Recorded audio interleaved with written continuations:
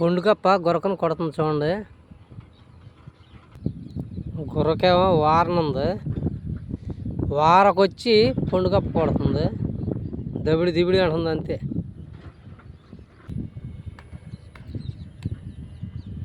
చూసారా ఎట్ట కొడుతుందో. వారకొచ్చి దోమ పోతుంది. పొండుకప్ప మాత అనమాట అదంతా. అదిగో చూసారా రీల్గా.